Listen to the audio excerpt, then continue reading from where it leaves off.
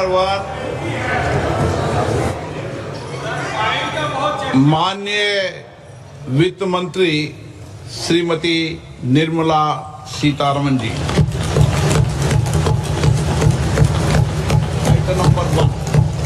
Item number 1.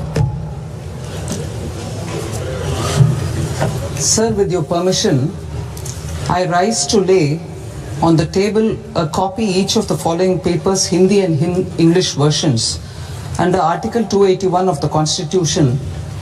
Report for 2026 to 2031, Volume 1, Main Report of the 16th Finance Commission. 2.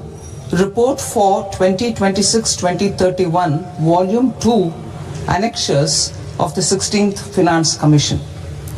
Number 3, explanatory memorandum as to the action taken on the recommendations contained in the above report.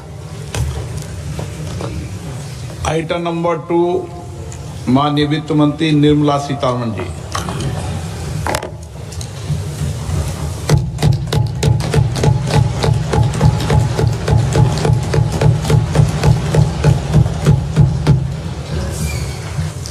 Honorable Speaker, sir, on the sacred occasion of Magh Purnima and the birth anniversary of Guru Ravidas, I present the budget for the year 2026-2027. Since we assumed office 12 years ago, India's economic trajectory has been marked by stability, fiscal discipline, sustained growth, and moderate inflation. This is the result of conscious choices we have made, even in times heightened uncertainty and disruption. Our government, led by Honorable Prime Minister Modi, has decisively and consistently chosen action over ambivalence, reform over rhetoric, and people over populism. We have pursued far-reaching structural reforms, fiscal prudence and monetary stability, whilst maintaining a strong thrust on public investment. Keeping Atmanirbharta as a lodestar, we have built domestic manufacturing capacity, energy security, and reduced critical import dependencies. Simultaneously, we have ensured that citizens benefit from every action of the government, undertaking reforms to support employment generation, agricultural productivity, household purchasing power, and universal services to people.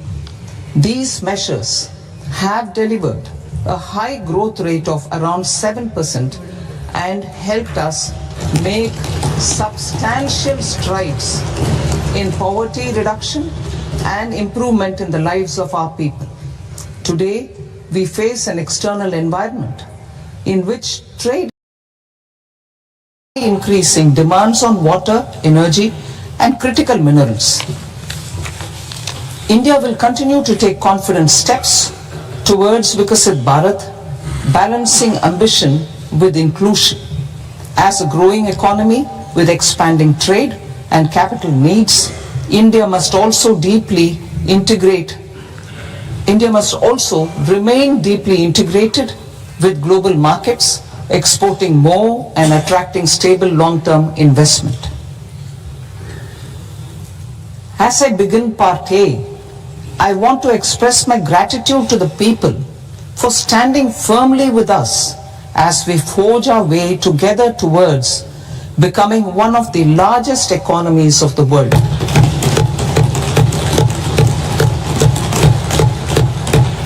Our aim is to transform aspiration into achievement and potential into performance as we ensure that the dividends of growth reach every farmer, the scheduled caste, the scheduled tribes, the nomads, the youth, the poor, and the women. In Vikasit Bharat Young Leaders Dialogue 2026, several innovative ideas were shared with our Prime Minister, which have inspired many of the proposals, making this a unique Yuva Shakti driven budget. Our government's sankalp is to focus on our poor, underprivileged and the disadvantaged. To deliver on this sankalp, and given that this is the first budget prepared in Kartavya Bhavan, we are inspired by three Kartavya. Our first Kartavya is to accelerate and sustain economic growth by enhancing productivity and competitiveness and building resilience to volatile global dynamics. Our second Kartavya is to fulfill aspirations of our people and build their capacity, making them strong partners in India's path to prosperity. Our third Kartavya, aligned with our vision of Sabka Saath, Sabka Vikas, is to ensure that every family, community, region and sector has access to resources, amenities and opportunities for meaningful participation. This threefold approach requires a supportive ecosystem.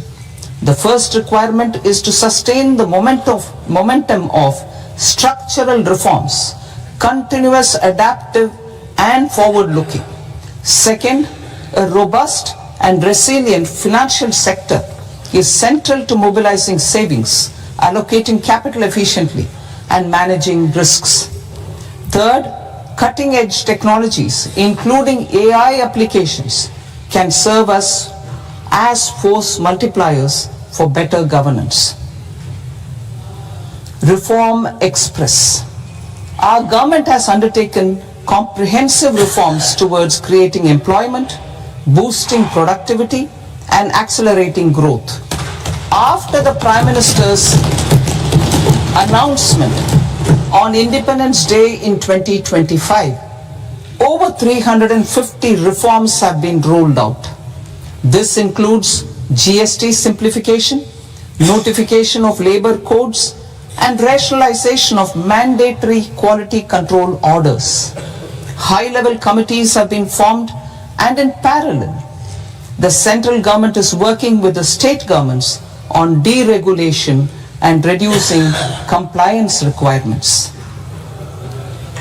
The Reform Express is well on its way and will maintain its momentum to help us fulfill our Kartavya. I now move to specific proposals. Under our first Kartavya, to accelerate and sustain economic growth, I propose interventions in 6 areas. 1. Scaling up manufacturing in 7 strategic and frontier sectors. 2. Rejuvenating legacy industrial sectors. 3. Creating champion MSMEs. 4. Delivering a powerful push for infrastructure. 5. Ensuring long-term security and stability. And 6. Developing city economic regions. Scaling up of manufacturing in 7 strategic and frontier sectors. Biopharma Shakti, meaning biopharma strategy for health advancement through knowledge, technology and innovation. India's disease burden is observed to be shifting towards non-communicable diseases like diabetes, cancer and autoimmune disorders. Biologic medicines are key to longevity and quality of life at affordable costs. To develop India as a global biopharma manufacturing hub,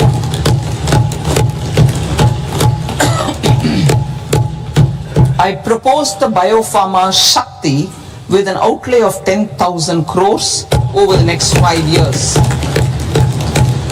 This will build the ecosystem for domestic production of biologics and biosimilars.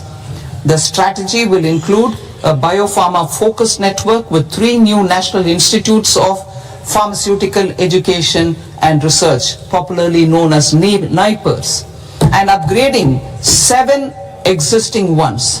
It will also create a network of 1,000 accredited India clinical trials sites. We propose to strengthen the Central Drug Standard Control Organization to meet global standards and approve timeframes through and approval timeframes through a dedicated scientific review cadre and specialists. India Semiconductor Mission. On this, we will launch ISM 2.0 to produce equipment and materials, design full stack Indian IP, and fortify supply chains. We will also focus on industry-led research and training centers to develop technology and skilled workforce. The Electronics Components Manufacturing Scheme launched in April 2025 with an outlay of 22,919 crores already has investment commitments at double the targets. We propose to increase the outlay to 40,000 crores to capitalize on this momentum.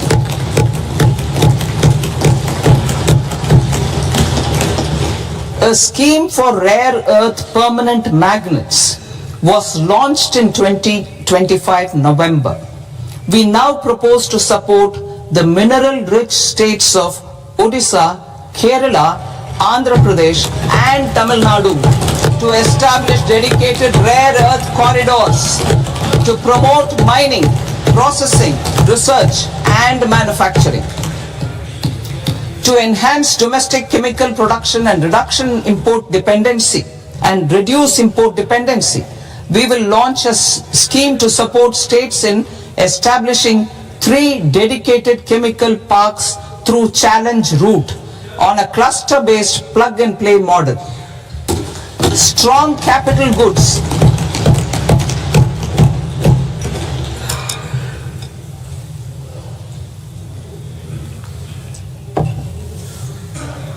Strong capital goods capability is a determinant of productivity and quality across different sectors. Towards building this capacity, I propose the following. High-tech tool rooms will be established by central public sector enterprises at 2 locations as digitally enabled automated service bureaus that locally design, test and manufacture high-precision components at scale and at lower cost. 2. A scheme for enhancement of construction and infrastructure equipments will be introduced to strengthen domestic manufacturing of high value and technologically advanced CIE. This can range from lifts in a multi-storied apartment or firefighting equipment in multiplexes, large or small, and to tunnel boring equipments for building metros and high altitude roads. I also propose a scheme for container manufacturing to create a globally competitive container manufacturing ecosystem with a budgetary allocation of 10,000 crores over a 5-year period.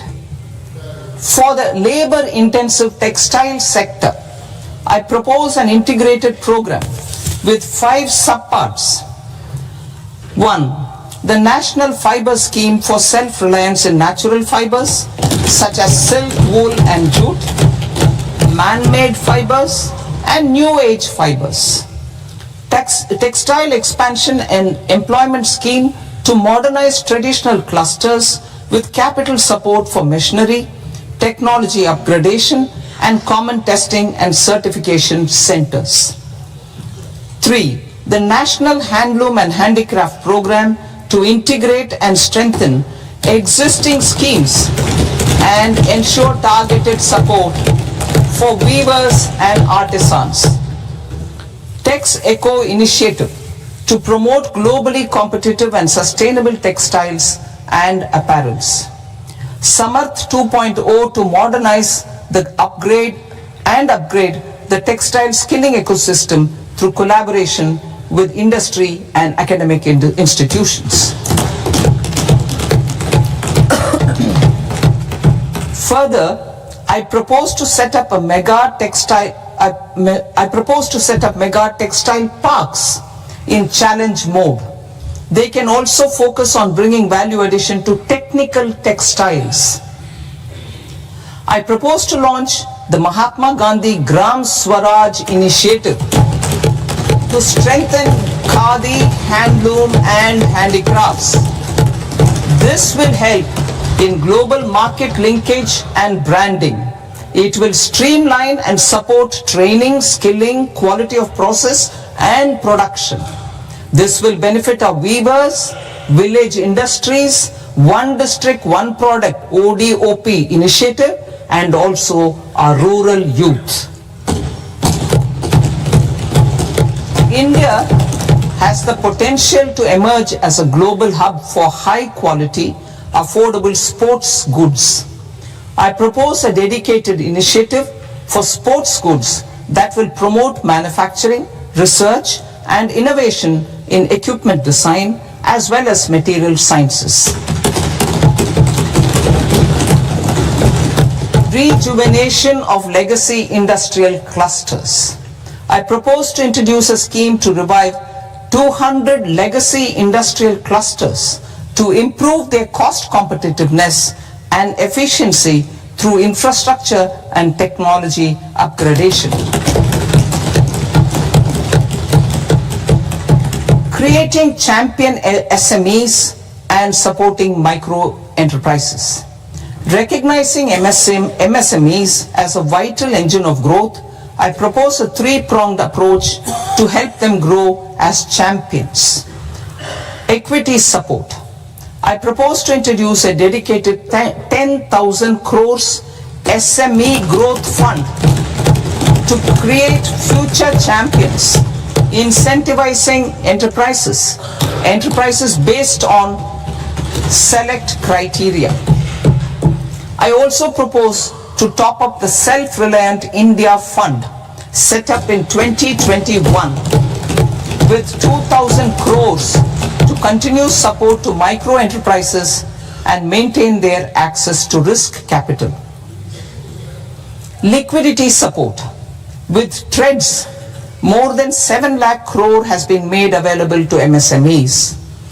To leverage its full potential, I propose 4 measures. 1. Mandate TREDS as the transaction settlement platform for all purchases from MSMEs by CPSEs, serving as a benchmark for other corporates. 2.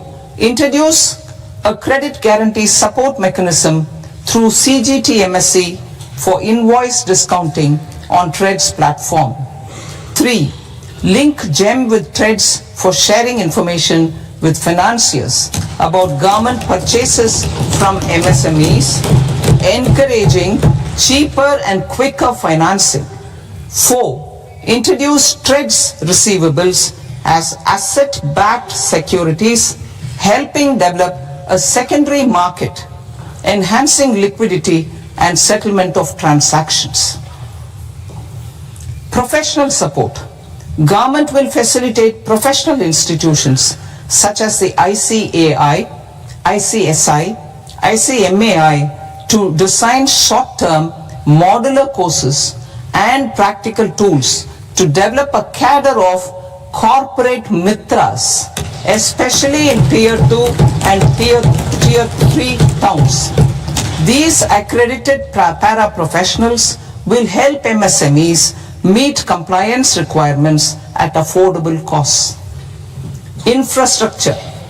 During this past decade, our government has undertaken several initiatives for large-scale enhancement of public infrastructure, including through new financing instruments such as Infrastructure Investment Trust (InvITs) and Real Estate Investment Trust (REITs), and institutions like NIIF and NABFID.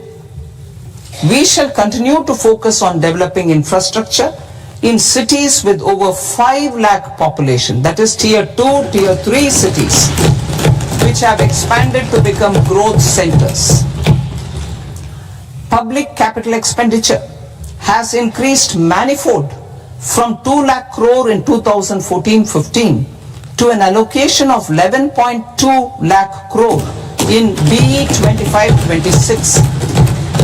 In this coming year, that is financial year 2026-27, I propose to increase it to 12.2 lakh crores to continue the momentum.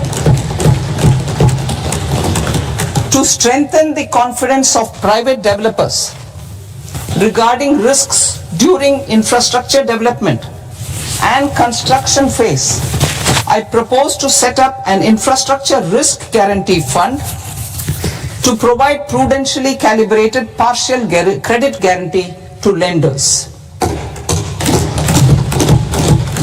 Over the years, rights have emerged as a successful instrument for asset monetization.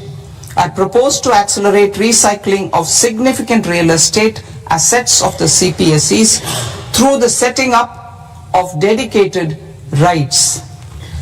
To promote environmentally sustainable movement of cargo, I propose to 1. Establish new dedicated freight corridors connecting Dankuni in the east to Surat in the west.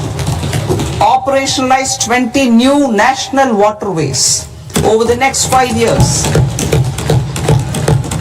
Starting with National Waterways 5 in Orissa to connect mineral-rich areas of Talcher and Angul and industrial centers like Kalinga Nagar to the ports of Paradeep and Dhamra. Training institutes will be set up as regional centers of excellence for development of required manpower for these waterways. This will benefit youth in the entire stretch of the waterways to train and acquire skills. Further, a ship repair ecosystem catering to inland waterways will also be set up at Varanasi and Patna. And C. Launch a coastal cargo promotion scheme for incentivizing a modal shift from rail to road to increase the share of inland waterways and coastal shipping from 6% to 12% by 2047. To enhance last mile and remote connectivity and promote tourism, I propose to give incentives to indigenize manufacturing of seaplanes.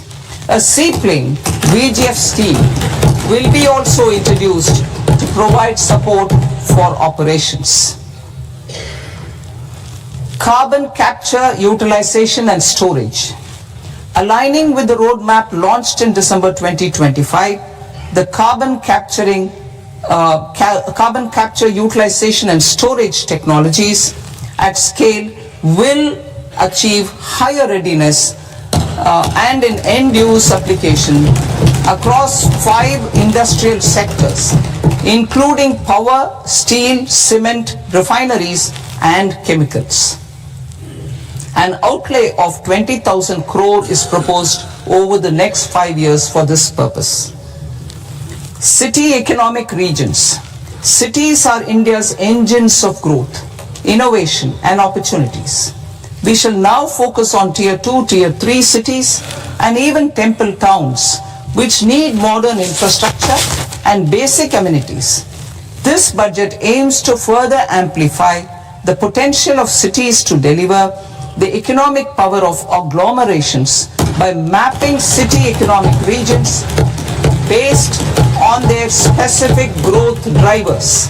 An allocation of 5,000 crore per CER over 5 years is proposed for implementing their plans through a challenge mode with a reform cum result based financing mechanism. In order to promote environmentally sustainable passenger systems, we will develop 7 high-speed rail corridors between cities as growth connectors, namely Mumbai to Pune, Pune to Hyderabad, Hyderabad to Bengaluru, Hyderabad to Chennai, Chennai to Bengaluru, Delhi to Varanasi, Varanasi to Siliguri.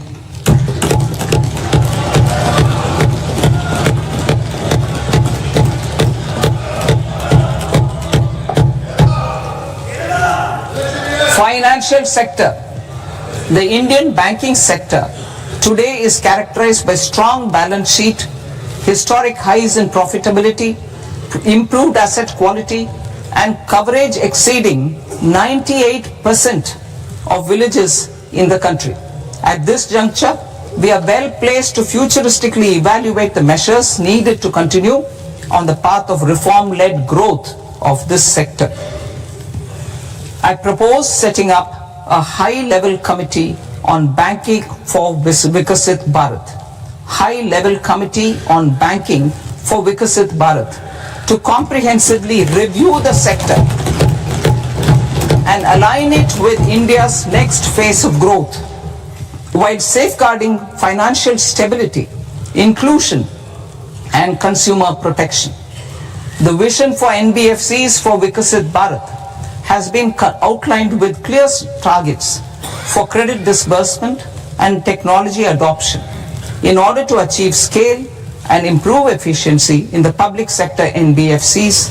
As a first step, it is proposed to restructure the Power Finance Corporation and Rural Electrification Corporation. I propose a comprehensive review of the foreign exchange management non-debt instruments rules to create a more contemporary, user-friendly framework for foreign investments consistent with India's evolving economic priorities. Corporate bond market.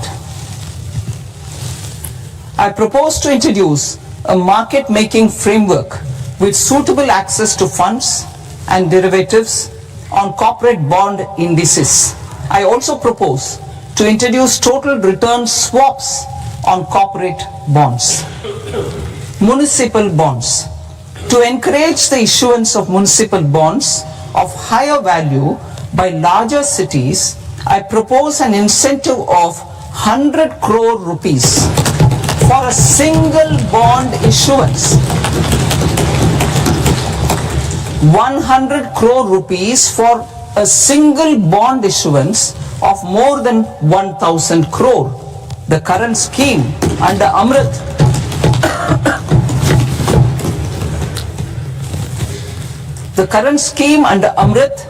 which incentivizes issuances up to 200 crores only, will also continue to support smaller and medium towns. That will also continue to support the smaller and medium towns. Ease of doing business. Individual persons resident outside India, PROI, will be permitted to invest in equity instruments of listed Indian companies through the portfolio investment scheme. It is also proposed to increase the investment limit for an individual PROI under the scheme from 5% to 10%, with an overall investment limit for all individual PROIs to 24% from the current 10%. Emerging technologies including AI. 21st century is technology driven. Adoption of technology is for the benefit of all people. Farmers in the field, women in STEM, youth keen to upskill, and Divyangjan to access newer opportunities. The government has taken several steps to support new technologies through AI Mission, National Quantum Mission, Anusandhan National Research Fund, and Research and Development and Innovation Fund. Our second kartavya is to fulfill aspirations and build capacities.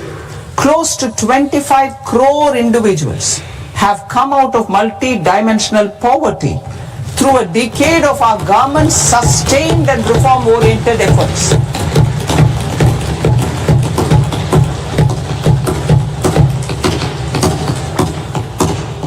Our government has therefore decided to place a renewed emphasis on the service sector to provide a pathway to fulfilling aspirations of a youthful India with the following measures.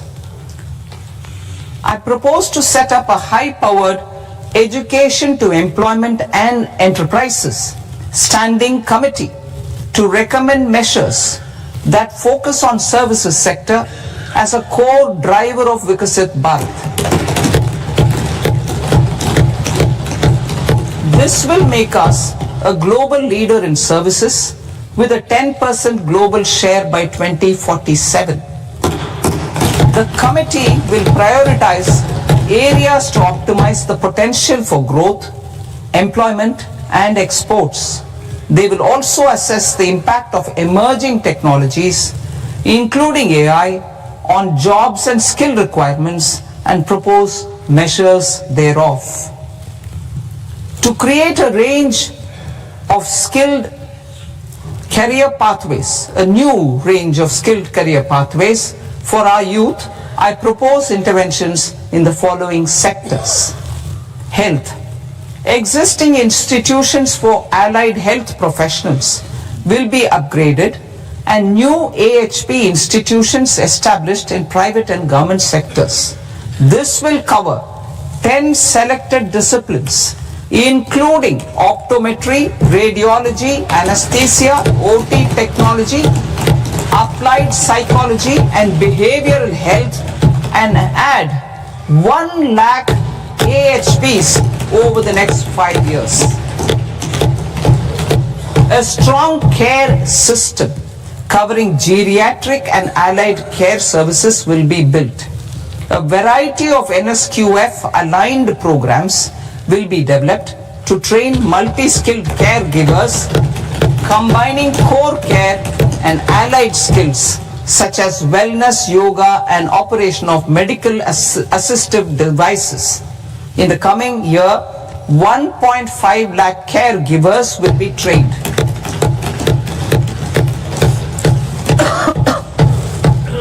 Hubs for medical value tourism. To promote India as a hub for medical tourism services, I propose to launch a scheme to support states in establishing 5 regional medical hubs in partnership with the private sector. These hubs will serve as integrated healthcare complexes that combine medical, educational and research facilities.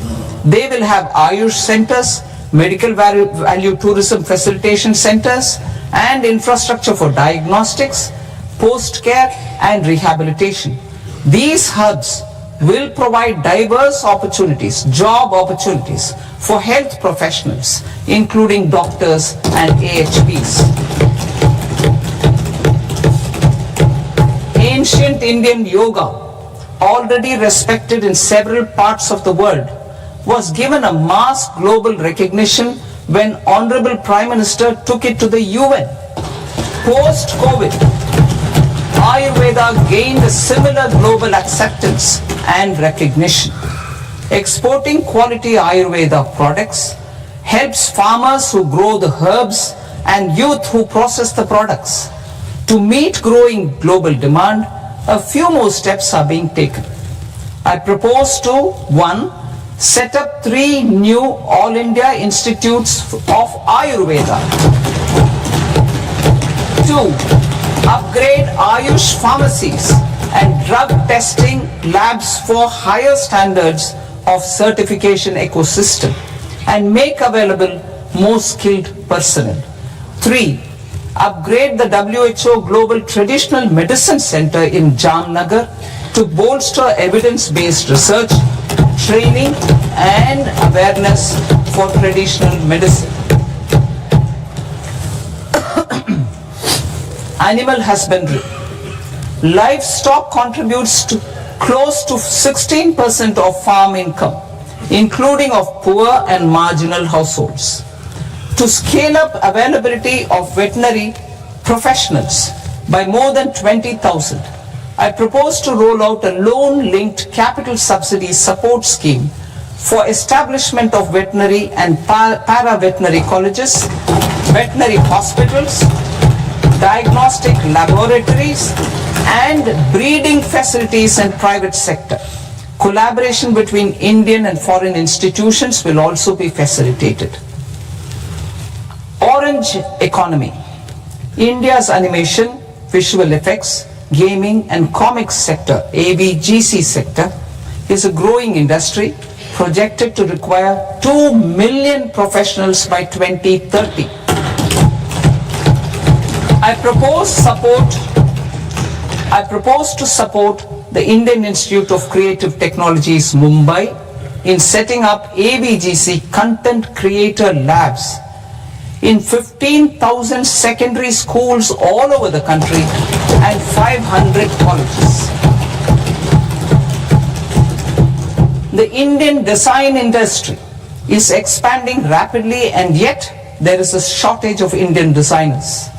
I propose to establish, through challenge route, a new National Institute of Design to boost design education and development in the eastern region of India.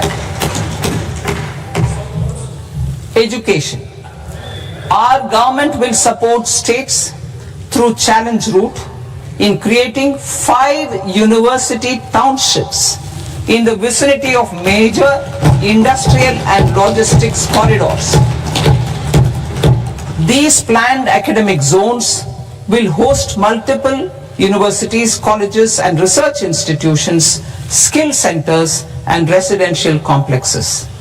In higher education, STEM institutions prolong the hours of study and laboratory work pose some challenges for girl students. Through VGF, Viability Gap Funding and capital support, one girls' hostel will be established in every district.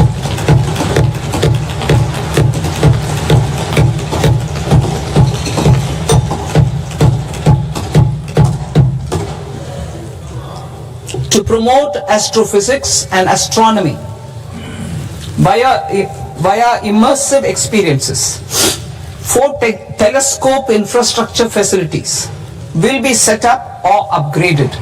The National Large Solar Telescope, the National Large Optical Infrared Telescope, the Himalayan Chandra Telescope and the Cosmos 2 Planetarium. Tourism.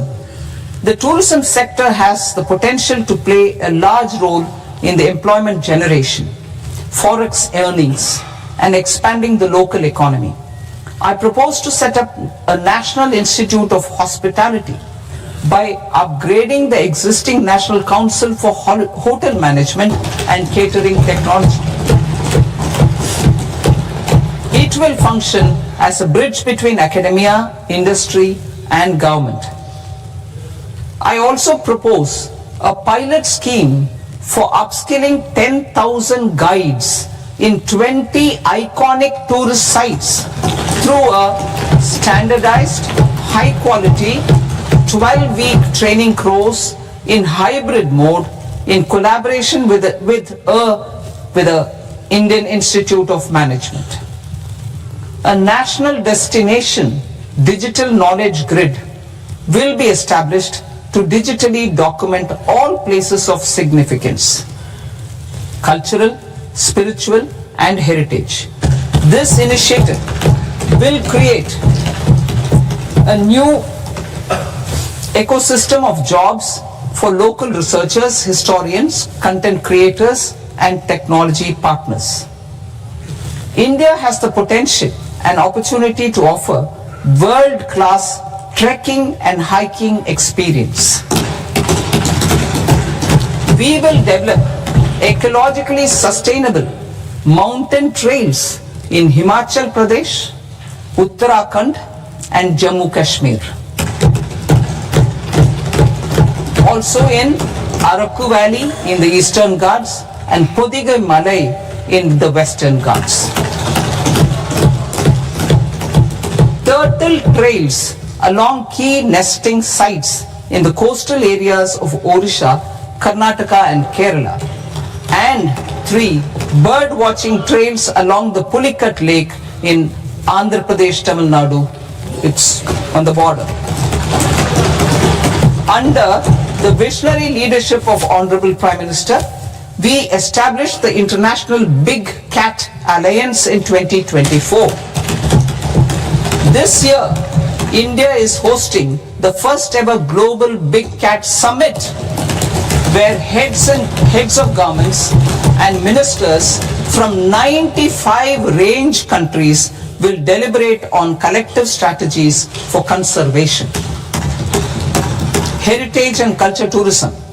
I propose to develop 15 archaeological sites, including Lothal, Dolavira, Rakhigarhi, Adichanallu, Sarnath, Hastinapur, and Leh Palace into vibrant experiential cultural destinations.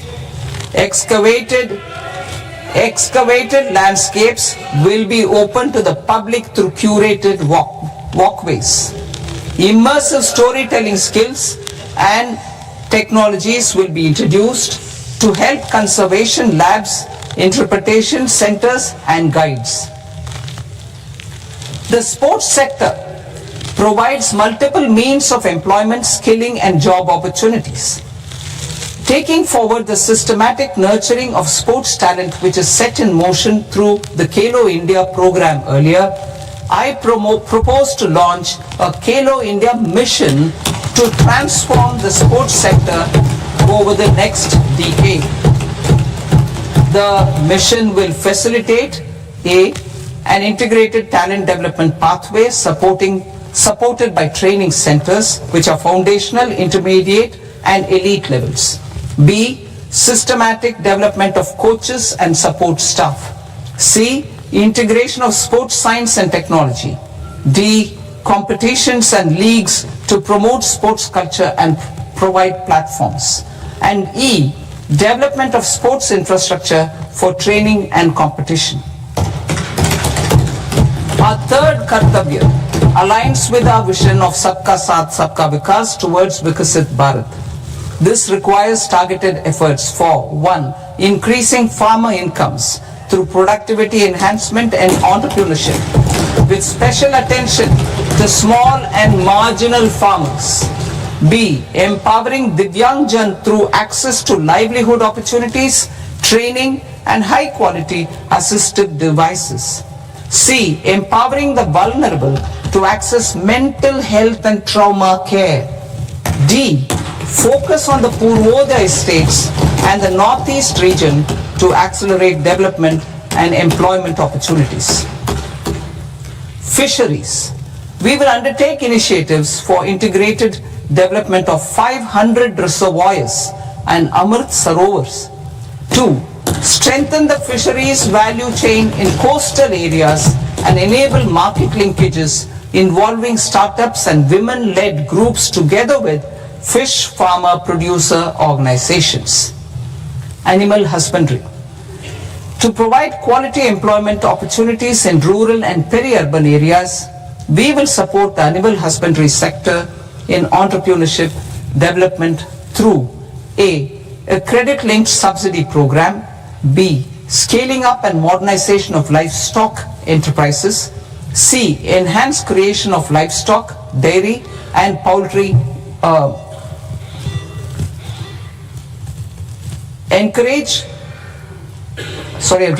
Enhanced creation of livestock, dairy, and poultry-focused integrated value chains. And D.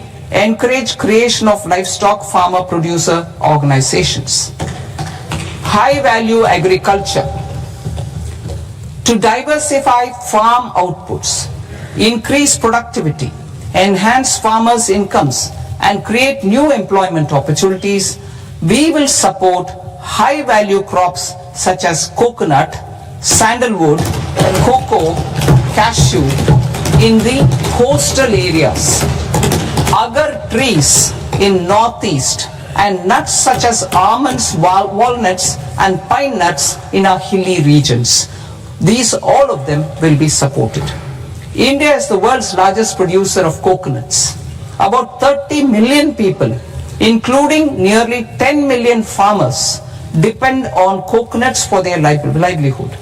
To further enhance competitiveness in coconut production, I propose a coconut promotion scheme to increase production and enhance productivity through various interventions, including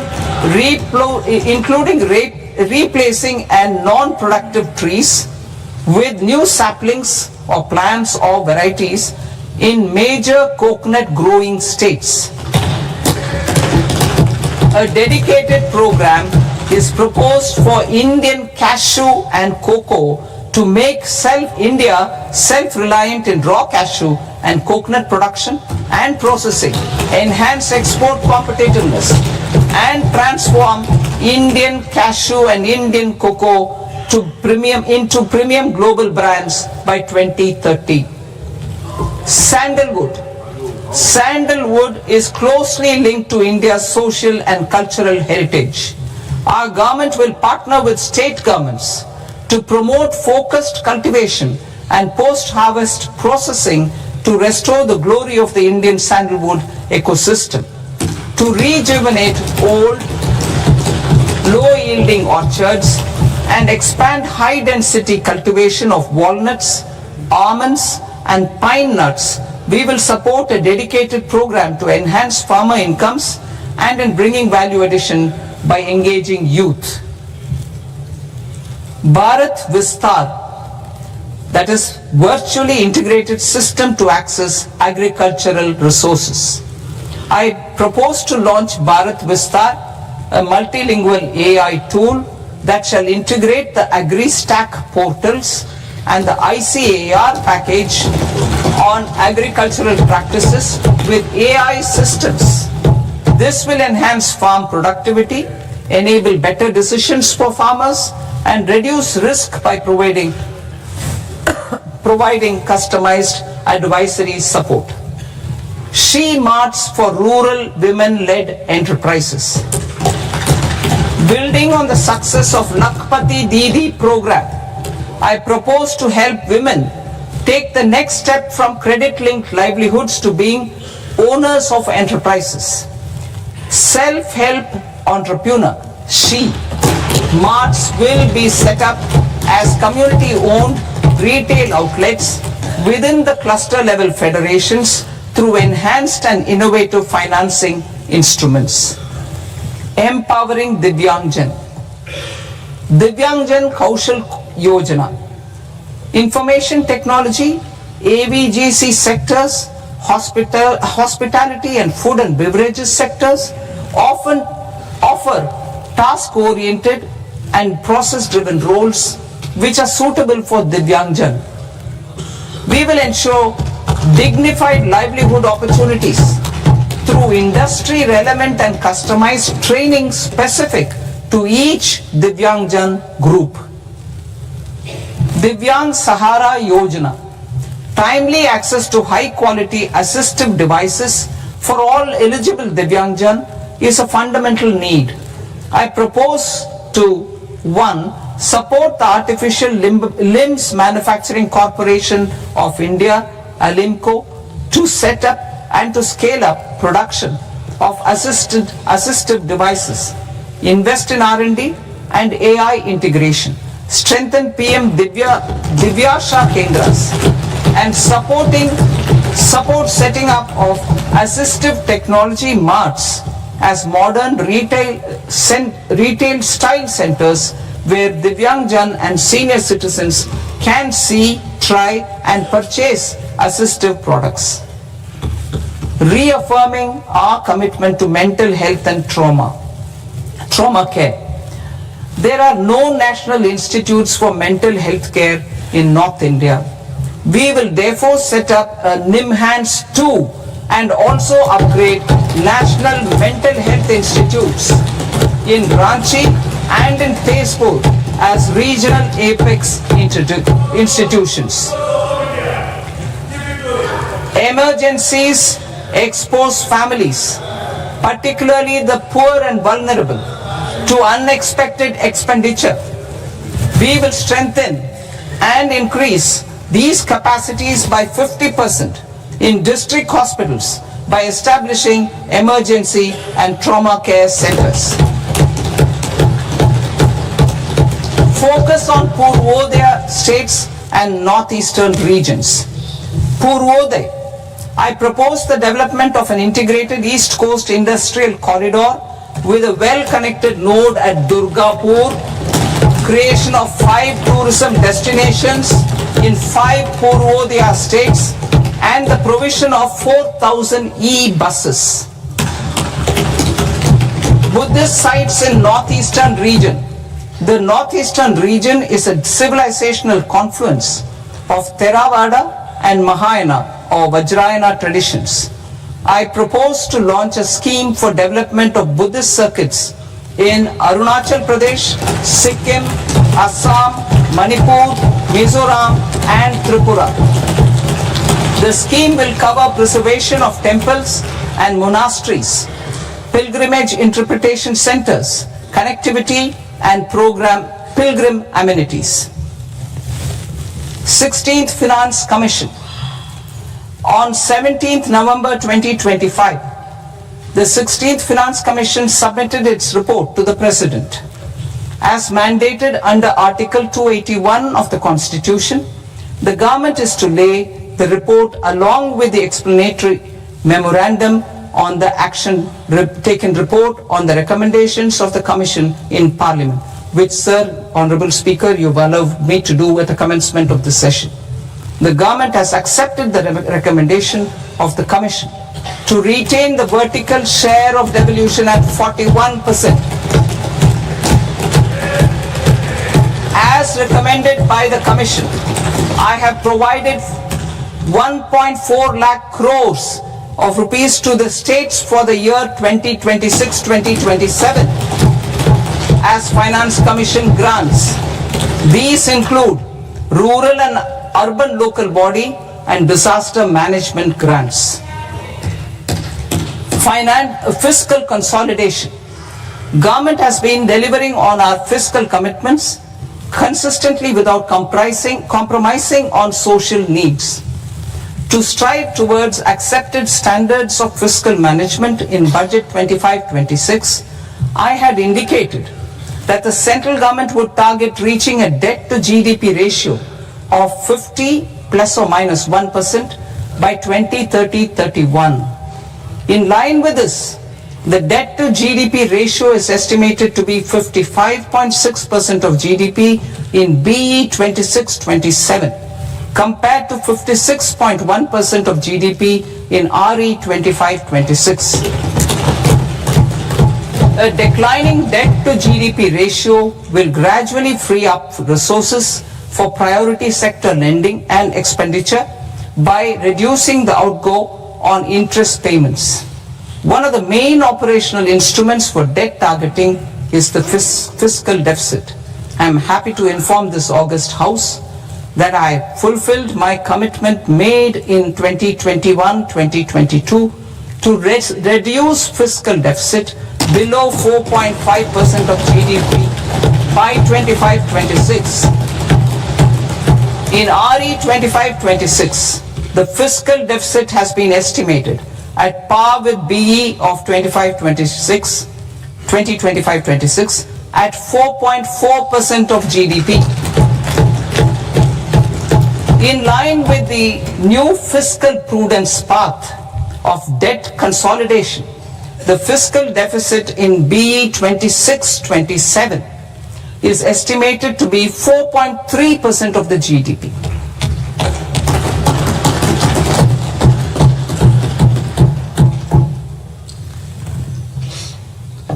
The revised estimates of the non-debt receipts are 34 lakh crore rupees, of which the centre's net tax receipts are 26.7 lakh crore. The revised estimate of the total expenditure is 49.6 lakh crore rupees, of which the capital expenditure is about 11 lakh crores. Budget estimates 2026 to 2027. Coming to 26-27, the non-debt receipts and the total expenditure are estimated as 36.5 lakh crore and 53.5 lakh crore respectively. The centre's net tax receipts are estimated at 28.7 lakh crore rupees. To finance the fiscal deficit, the net market borrowings from dated securities are estimated at 11.7 lakh crore rupees. The balance financing is expected to come from small savings and other sources.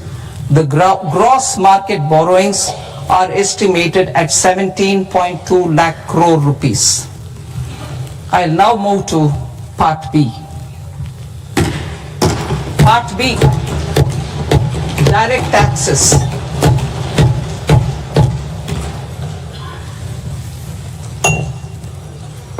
Honorable Speaker, sir, I now present my proposals on direct taxes. New Income Tax Act. In July 2024, I announced a comprehensive review of the Income Tax Act 1961. This was completed in a record time, and the Income Tax Act 2025 will come into effect from 1st April 2026. The simplified income tax rules and forms will be notified shortly, giving adequate time to taxpayers to acquaint themselves with its requirements.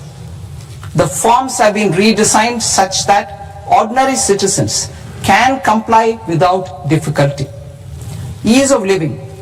I propose that any interest awarded by the Motor Accident Claims Tribunal to a natural person will be exempt from income tax, and any TDS on this account will be done away with. I propose to reduce TCS rate on the sale of overseas tour program package from the current 5% and 20% to 2% without any stipulation of amount. I propose to reduce TCS rate for pursuing education and for medical purposes under the Liberalized Remittance Scheme, popularly known as LRS, from 5% to 2%. Supply of manpower services is proposed to be specifically brought within the ambit of payment to contractors for the purpose of TDS to avoid ambiguity. Thus, TDS on these services will be at the rate of either 1% or 2% only. I propose a scheme for small taxpayers wherein a rule-based automated process will enable obtaining a lower or nil deduction certificate instead of filing an application with the assessing officer. For the ease of taxpayer holding securities in multiple companies, I propose to enable depositories to accept Form 15G or Form 15H from the investor and provide it directly to various relevant companies. I propose to extend time available for revising returns from 31st December to up to 31st March with the payment of a nominal fee. I also propose to stagger the timeline for filing of tax returns. Individuals with ITR 1 and ITR 2 returns will continue to file till 31st July, and non-audit business cases or trusts are proposed to be allowed time till 31st August. TDS on sale of immovable property by a non-resident is proposed to be deducted and deposited through resident buyers and his or her PAN-based challan instead of requiring a TAN, which is a temporary accounting number. To address practical issues of small taxpayers like students, young professionals, tech employees, relocated NRIs, and such others, I propose to introduce a one-time 6-month foreign asset disclosure scheme for these taxpayers to disclose income or assets below a certain size. This scheme would be applicable for two categories of taxpayers, namely A, who did not disclose their overseas income or assets, and B, who disclosed their overseas income and or paid due tax but could not declare the asset acquired. For category A, the limit of undisclosed income or asset is proposed to be up to 1 crore rupees. They need to pay 30% of fair market value of asset or 30% of undisclosed income as tax, and 30% as additional income tax in lieu of penalty and would thereby get immunity from prosecution. For category B, asset value is proposed to be up to 5 crore rupees. Here, immunity from both penalty and prosecution will be available with a payment of fee of 1 lakh rupees. Rationalizing penalty and prosecution. Multiplicity of proceedings are hindrance to the ease of doing business. I propose to integrate assessment and penalty proceedings by way of a common order for both. There will be no interest liability on the taxpayer on the penalty amount for the period of appeal before the first appellate authority, irrespective of the outcome of appeal process. Further, quantum of prepayment is being reduced from 20% to 10% and will continue to be calculated only on core tax demand. As an additional measure for reducing litigation, I propose to allow taxpayers to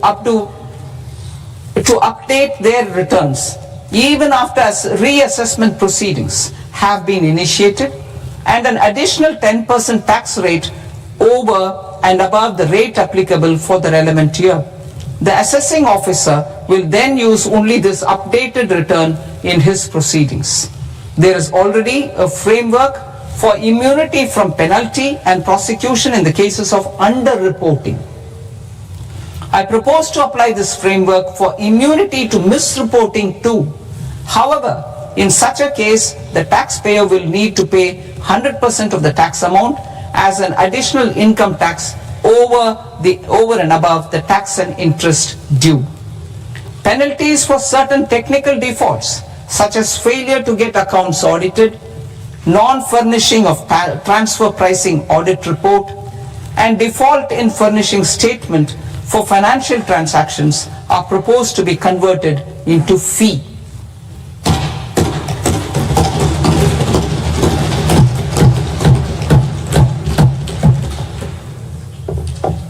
I propose to rationalize prosecution framework under Income Tax Act while maintaining a careful balance for deterrence in some serious offence.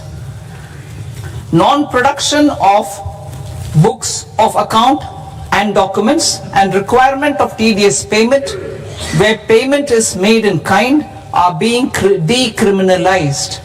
Further, minor offences will attract fine only. The remaining prosecutions will be graded commensurate with the quantum of offence. They will entail only simple imprisonment with maximum imprisonment reduced to 2 years and power to courts to convert even those into fines. There is no penalty. There is no penalty presently for non-disclosure of non-immovable foreign assets with aggregate value less than 20 lakh rupees. I propose to also provide them with immunity from prosecution with retrospective effect from 1/10/2024.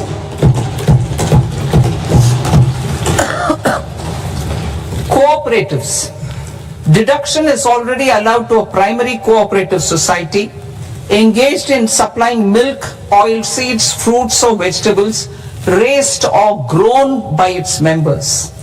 I propose to extend this deduction to also include supply of cattle feed and cotton seed produced by its members. I propose to allow inter-cooperative society dividend income as deduction under the new tax regime to the extent it is further distributed to its members.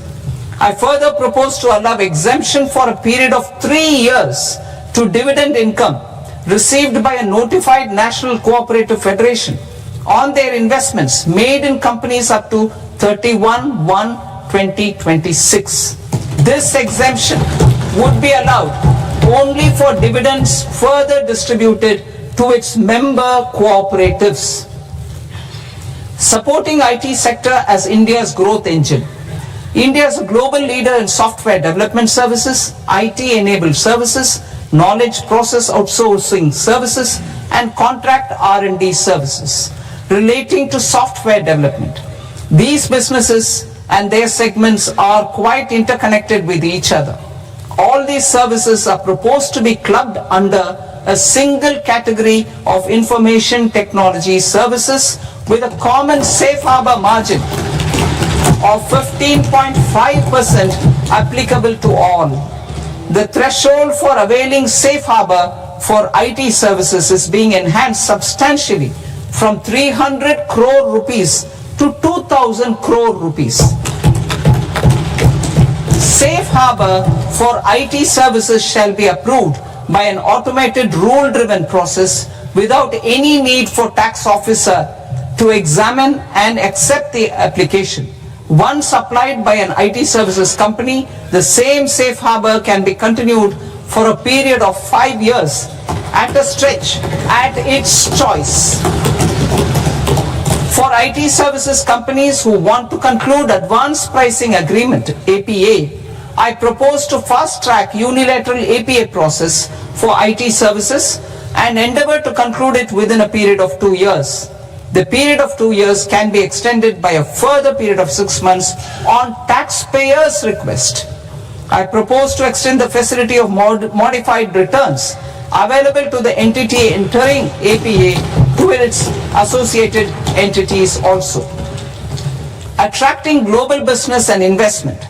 Recognizing the need to enable critical infrastructure and boost investment in data centers, I propose to provide tax holiday till 2047 to any foreign company that provides cloud services to customers globally by using data center services from India. It will, however, need to provide services to Indian customers through an Indian reseller entity. I also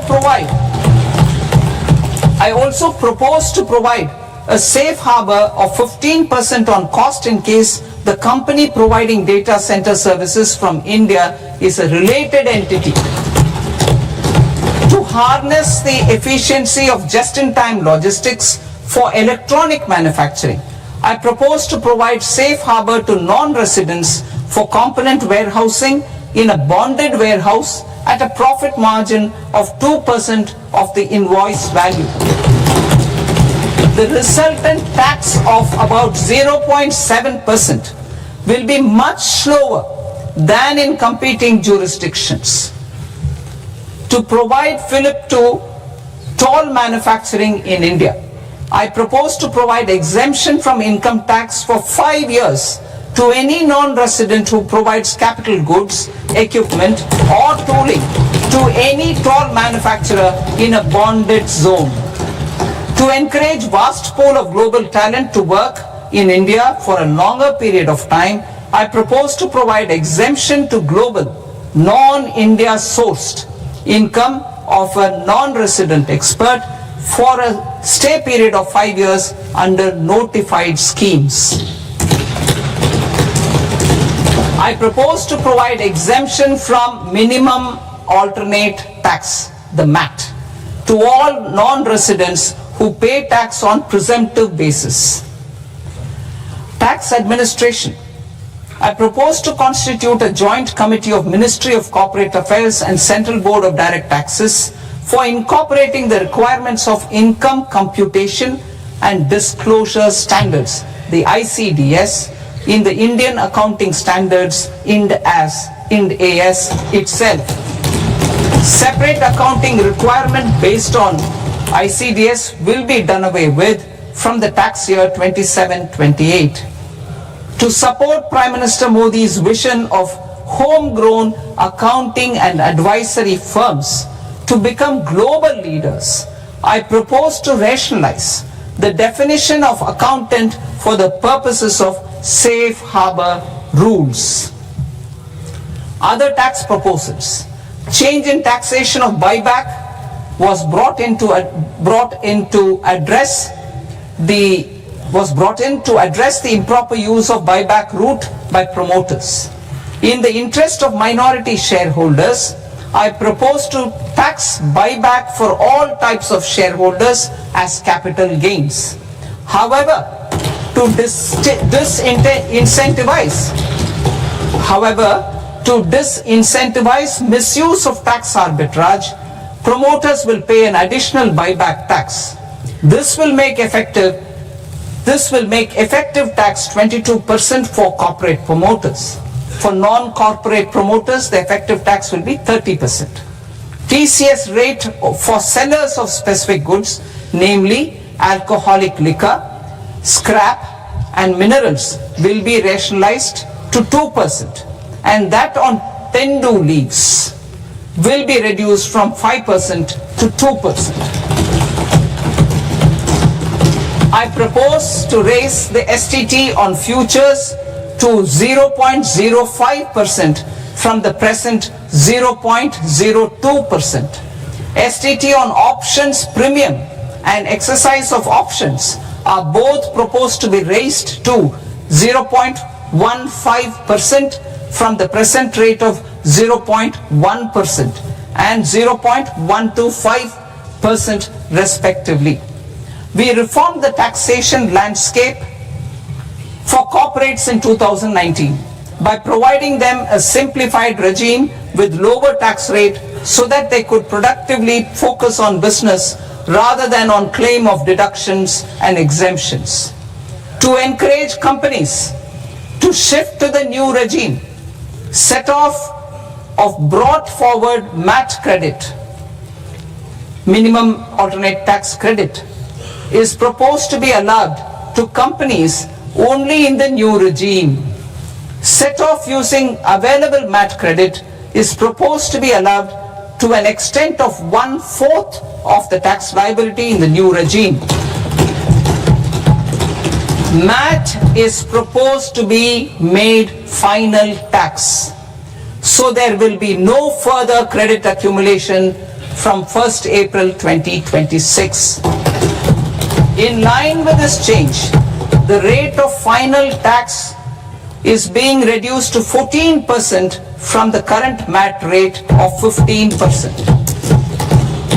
The brought forward MAT credit of taxpayers accumulated till 30th March 2026 will continue to be available to them for set off as above.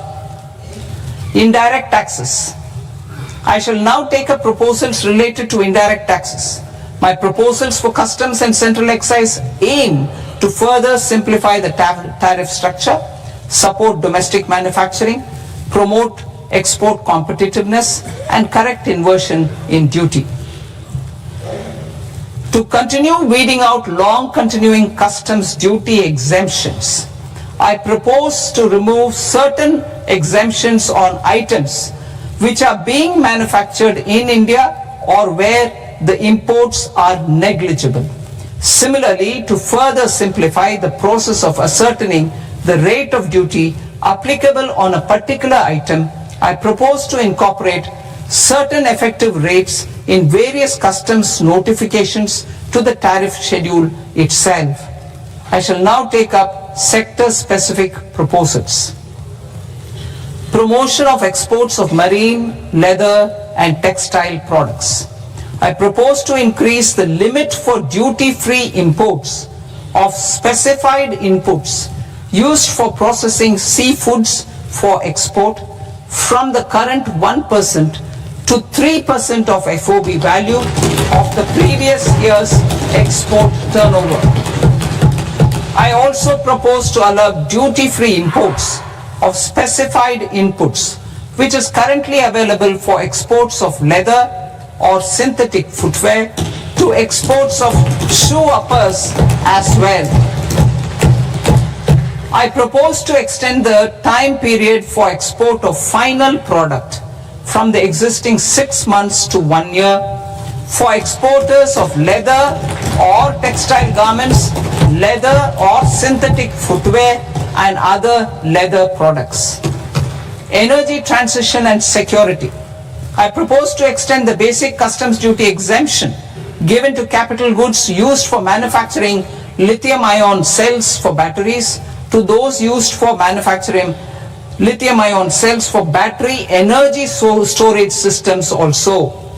I propose to exempt basic customs duty on import of sodium antimonate for use in manufacture of solar glass. Nuclear power. I propose to extend the existing basic customs duty exemption on imports of goods required for nuclear power projects till the year 2035 and expand it for all nuclear plants irrespective of their capacity. Critical minerals. It is proposed to provide basic customs duty exemption to the import of capital goods required for the processing of critical minerals in India. Biogas blended CNG. I propose to exclude the entire value of biogas while calculating the central excise duty payable on biogas blended CNG. Civil and defense aviation. I propose to exempt basic customs duty on components and parts required for the manufacture of civilian training and other aircrafts. It is proposed to exempt basic customs duty on raw materials imported for the manufacture of parts of aircraft to be used in maintenance, repair or overall requirements by units in the defense sector. Electronics. To deepen value addition in the consumer electronics sector, I propose to exempt basic customs duty on specified parts used in the manufacture of microwave ovens. Special economic zone. To address the concerns arising about utilization of capacity by manufacturing units in the special economic zones due to global trade disruptions, I propose as a special one-time measure to facilitate sales by eligible manufacturing units in SEZs to the domestic tariff area at concessional rates of duty. The quantity of such sales will be limited to a prescribed proportion of their exports. Necessary regulatory changes will be undertaken to operationalize the measures while ensuring level playing field for the units working in the DTA. Ease of living. To rationalize the customs duty structure for goods imported for personal use, I propose to reduce the tariff rate on all dutiable goods imported for personal use from 20% to 10%. To provide relief to patients, particularly those suffering from cancer, I propose to exempt basic customs duty on 17 drugs or medicines. I propose also to add 7 more rare diseases for the purposes of exempting import duties on personal imports of drugs, medicines, and food for special medical purposes used in their treatment. Customs process.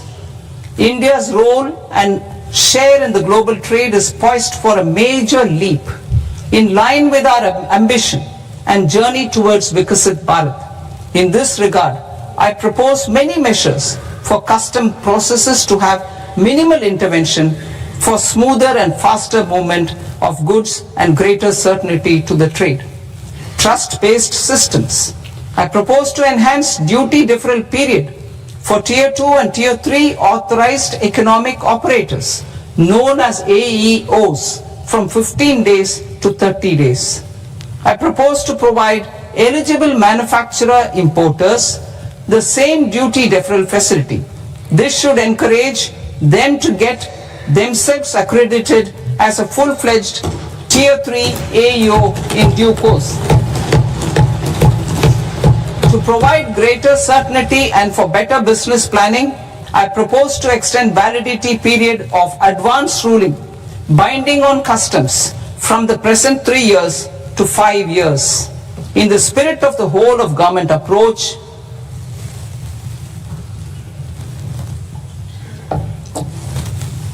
government agencies will be encouraged to leverage AEO accreditation for preferential treatment in clearing their cargo. Regular importers with trusted long-standing supply chains will be recognized in the risk system so that the need for verification of their cargo every time can be minimized. Export cargo using electronic sealing. Export cargo using electronic sealing will be provided through clearance from the factory premises to the ship. For import of goods not needing any compliance, filing of bill of entry by a trusted importer and arrival of goods will automatically notify customs for completing their clearance formalities. This will enable goods to be released immediately on arrival. The customs warehouse framework will be transformed into a warehouse operator-centric system with a self-declarations, electronic tracking and risk-based audit. These reforms will move away from the current system of officer-dependent approvals and reduce transaction delays and compliance costs. Ease of doing business. Approvals required for cargo clearance from various government agencies will be seamlessly processed through a single and interconnected digital window by the end of the financial year. Processes involved in clearance of food, drugs, plant and animal and wildlife products accounting for about 70% of interdicted cargo will be operationalized on this system by April 2026 itself. For goods not having any compliance requirement, clearance will be done by customs immediately after online registration is completed by the importer, subject to the payment of duty. Customs integrated system will be rolled out in 2 years as a single integrated and scalable platform for all customs processes.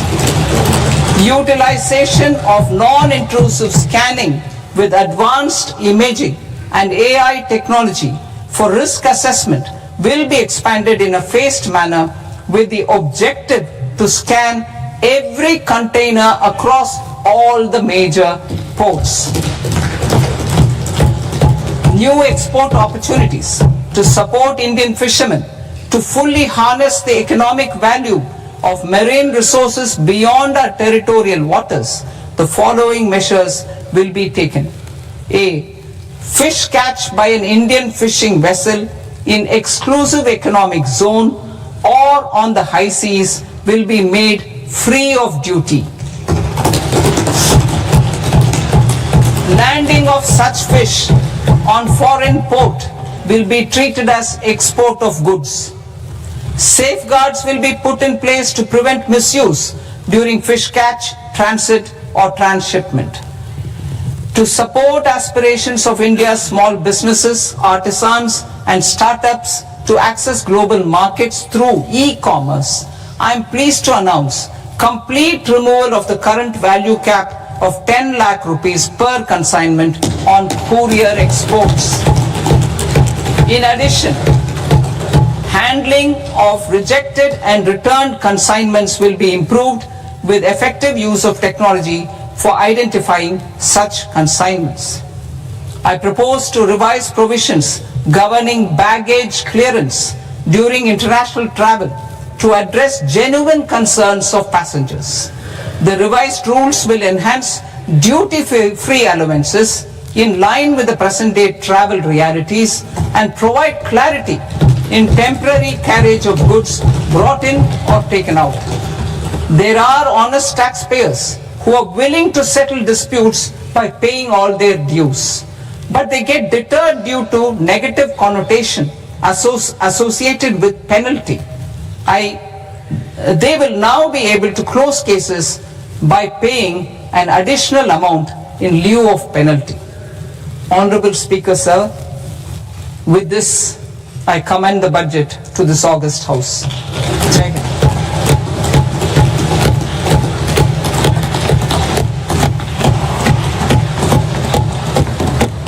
One and a half hours. Item number 3 माननीय वित्त मंत्री जी।